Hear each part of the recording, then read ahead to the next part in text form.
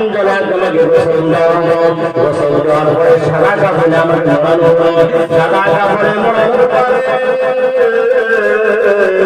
কয়েকজনে কাঁদতে ঘুরে আমার লাশ সারি বক্ত যারা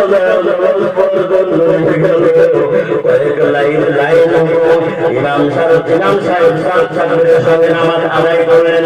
চার তাকবীরের সঙ্গে নামাজ আদায় করার পরে চার ধরে আমার লাশটা কাঁধে বহন করে মাটির কবরের পশ্চিম প্রান্তে দাঁড় করাইলেন। পশ্চিম প্রান্তে দাঁড় করার পরে কবরের মধ্যে নামলো। আমি ভাবলাম এই দুইজন মনে হয় আমার সঙ্গে হয়ে থাকবে। একটু